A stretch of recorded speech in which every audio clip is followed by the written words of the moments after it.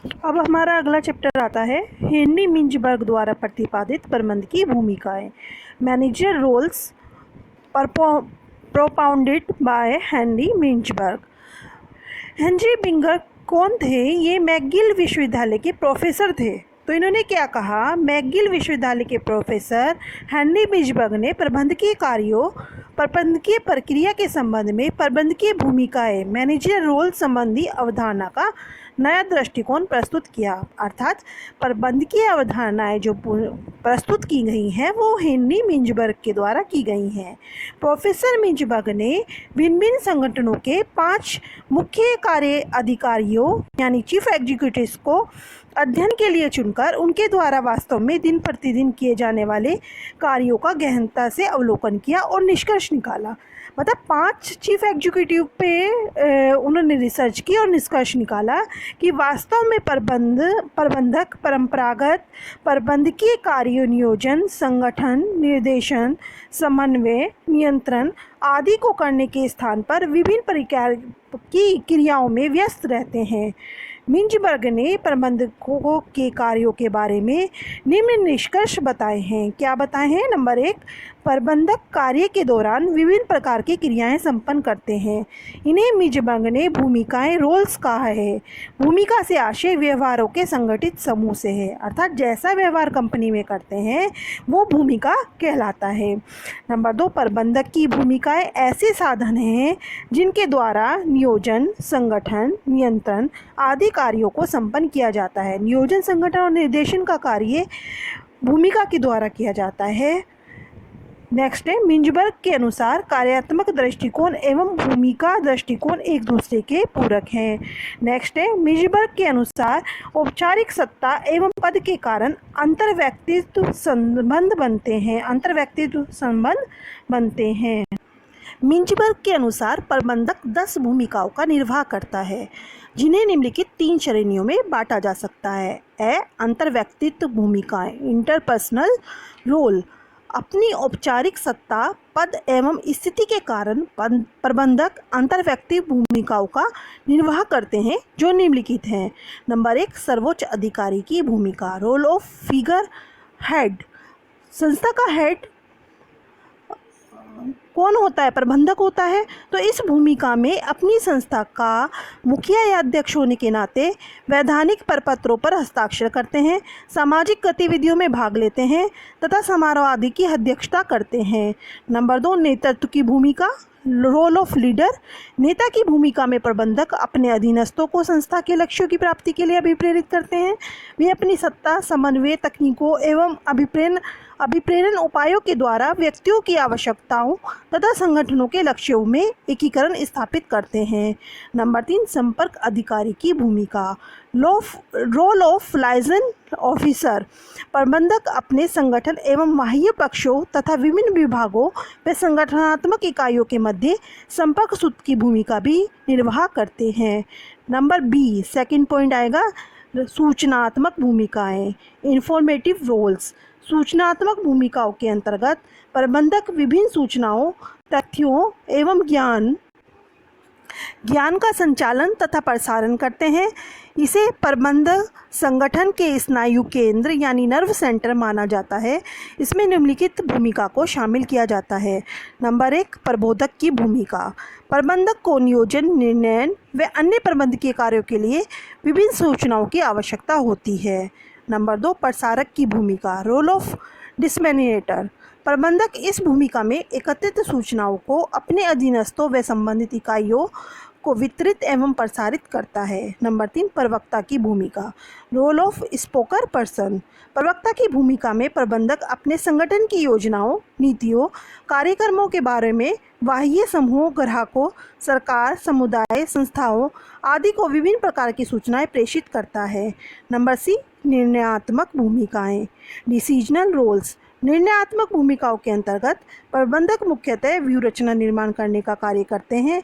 ये निम्नलिखित है। नंबर 1, उद्यमी की भूमिका, रोल ऑफ एंटरप्रेन्योर। इस भूमिका में प्रबंधक अपने संगठन के लिए विभिन्न संभावनाओं, अवसरों व खतरों का पता लगाते हैं एवं उनके अनुरूप वांछित परिवर्तनों व सुधारों को लागू करते हैं।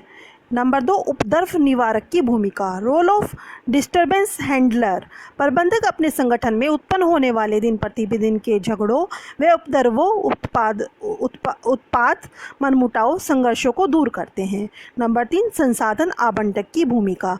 इस भूमिका में प्रबंधक अधीनस्थों के समय, तकनीकों, संसाधनों, कार्यों आदि के बारे में कार्यक्रम बनाते हैं।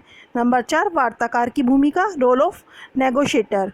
प्रबंधक विभिन्न दशाओं के समूह जैसे श्रम संघ, आपूर्तिकर्ता, ग्राहक, सरकार व अन्य एजेंसियों के साथ वार्ताएं करके संस्था को लाभान्वित करता है। आलोचना। अब क्रिटिसिज्म हेनरी मिंजबर्ग के सिद्धांत का क्रिटिसिज्म यानी आलोचना। मिंजबर्ग की प्रबंधकीय भूमिकाएं की प्रमुख आलोचना निम्नलिखित है। नंबर 1, इससे सही निष्कर्ष प्राप्त नहीं होते। नंबर 2, सभी कार्य प्रबंधकीय कार्य नहीं हो सकते। नंबर 3, मिंजबर्ग द्वारा प्रतिपादित भूमिकाएं समस्त प्रबंधकीय कार्यों को सम्मिलित नहीं करती हैं। अगला टॉपिक आता है प्रबंधकीय क्रियात्मक क्षेत्र, फंक्शनल एरियाज ऑफ मैनेजमेंट। व्यवसाय के आकार एवं प्रकृति के अनुसार कुशल प्रबंध हेतु उपक्रम की क्रियाओं को जितने भागों में बांटा जा सकता है उसे ही प्रबंध का क्रियात्मक क्षेत्र कहते हैं। ये निम्नलिखित है। प्रबंध का क्रियात्मक क्षेत्र 2 प्रकार का होता है। फर्स्ट, व्यावसायिक प्रबंध के क्षेत्र, स्कोप और functional areas of business management. Number 1, उत्पादन प्रबंध, प्रोडक्शन मैनेजमेंट। प्रोडक्शन मैनेजमेंट कहते हैं कम लागत पर अधिक उत्पादन। उत्पादन प्रबंध का अभिप्राय उपक्रम में वस्तु और सेवाओं के उत्पादन का सही व्यवस्था से है ताकि न्यूनतम लागत पर अधिकतम उत्पादन हो सके। इसके अंतर्गत उत्पादन नियोजन व नियंत्रण, कार्य विश्लेषण, किस्म नियंत्रण एवं निरीक्षण आदि को शामिल किया जाता है। नंबर 2, वित्तीय प्रबंध, फाइनेंशियल मैनेजमेंट।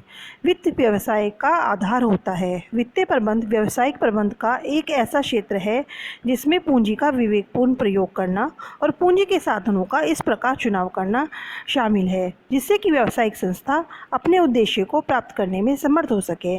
वित्त व्यवसाय की आत्मा है। वित्त के बिना मानव संसाधन प्रबंध, ह्यूमन रिसोर्स मैनेजमेंट।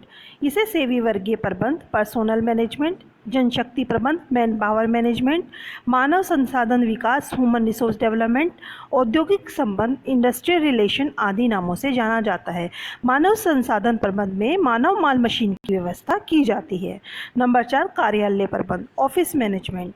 कार्यालय प्रबंध से तात्पर्य कार्यालय के उद्देश्यों की पूर्ति के लिए कार्यालय के कार्यों के नियोजन, संगठन, निर्देशन, संदेशवहन एवं नियंत्रण संबंधी प्रयासों से है।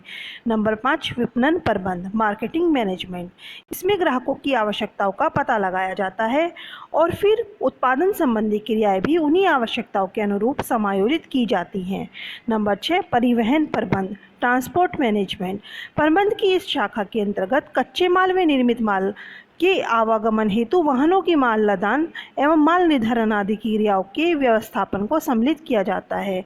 नंबर 7, विदेशी व्यापार प्रबंध, फॉरेन ट्रेड मैनेजमेंट। इस शाखा के अंतर्गत आयात एवं निर्यात एवं इससे संबंधित क्रियाओं का प्रबंध सम्मिलित किया जाता है। नंबर 8, संवेष्टन प्रबंध, पैकेजिंग मैनेजमेंट। पैकिंग को संवेष्टन कहते हैं। संवेष्टन आकार, संवेष्टन सामग्री, संवेष्टन की विधियों के निर्धारण आदि का प्रबंध संवेष्टन प्रबंध कहलाता है। संवेष्टन का अर्थ होता है बांधना। नंबर 9, अनुरक्षण प्रबंध, मेंटेनेंस मैनेजमेंट।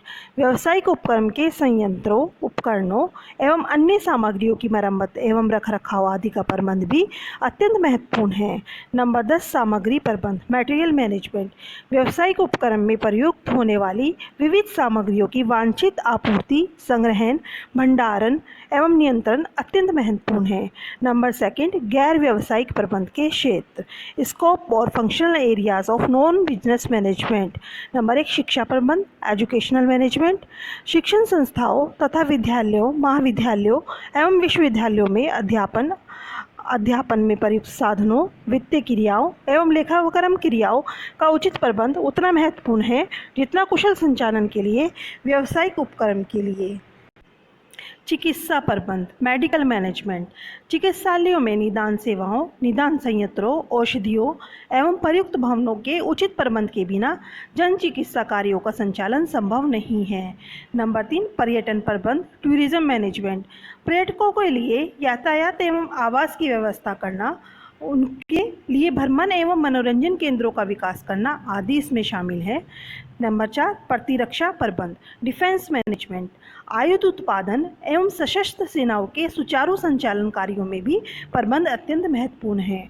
नंबर 5, पर्यावरण प्रबंध, इन्वायरमेंट मैनेजमेंट, प्रदूषण की रोकथाम, प्रकृति संतुलन के लिए पर्यावरण विकास की विविध योजनाओं का व्यवस्थापन करने के लिए भी प्रबंधकीय ज्ञान का उपयोग किया जाता है। नंबर 6, आर्थिक प्रबंध, इकोनॉमिक मैनेजमेंट, राष्ट्र के भौतिक एवं मानवीय संसाधनों का आकलन, इनके अनुकूलतम उपयोग के लिए उचित आर्थिक योजनाओं का निर्माण एवं उनका क्रियान्वयन एक जटिल प्रक्रिया है। नंबर 7, जन उपयोगिताओं का प्रबंध, मैनेजमेंट ऑफ पब्लिक यूटिलिटीज़, जन सामान्य के काम में आने वाली अति आवश्यक सुविधाएं जैसे पेयजल आपूर्ति, विद्युत आपूर्ति, गैस आपूर्ति, सार्वजनिक यातायात, संदेश वाहन के साधनों का प्रबंध भी आधुनिक प्रबंध की एक विशिष्ट शाखा है। नंबर 8, प्रौद्योगिक प्रबंध, टेक्नोलॉजी मैनेजमेंट, राष्ट्र में उचित प्रौद्योगिकी का विकास करना एवं उसका श्रेष्ठतम उपयोग करना भी चुनौतीपूर्ण कार्य है, जिसमें आधुनिक प्रबंध का यथेष्ट उपयोग होता है। नंबर 9, नागरिक प्रशासन का महत्व, मैनेजमेंट ऑफ सिविल एडमिनिस्ट्रेशन, कानून एवं व्यवस्था बनाए रखने तथा अन्य प्रशासनिक कार्यों के संपादन में भी प्रबंध की कार्यों एवं विधियों का उपयोग होता है। नंबर 10, न्याय प्रबंध, जस्टिस मैनेजमेंट, विभिन्न स्तरों पर गठित न्यायालयों की उचित व्यवस्था भी एक जटिल एवं दायित्वपूर्ण कार्य है। नंबर 3, प्रबंध के नवीन एवं विकासशील क्षेत्र, new and developing areas of management. Number 1, समय प्रबंध, टाइम मैनेजमेंट, आधुनिक समय में प्रबंधकों एवं कर्मचारियों के समय का अनुकूलतम उपयोग करने की दृष्टि से समय प्रबंध की अत्यंत महत्वपूर्ण शाखा बनती जा रही है। नंबर 2, परिवर्तनों का प्रबंध, आर्थिक, राजनीतिक, तकनीकी एवं सामाजिक परिवर्तन इतने तीव्र एवं व्यापक हैं कि उपक्रम को अपना अस्तित्व बनाए रखने के लिए इन परिवर्तनों से निरंतर सामंजस्य बनाए रखना अनिवार्य होता है। इसके अलावा आते हैं नंबर 3, संघर्षों या द्वंद्वों का प्रबंध। इसमें संघर्ष आते हैं कि कितने कंपटीटर है और उन कंपटीटर के आधार पर किस तरह सक्सेस हुआ जाता है। जनसंपर्क का संबंध, नंबर 4, जनसंपर्क के संबंध में कैसे जनता से संबंध स्थापित किए जाते हैं।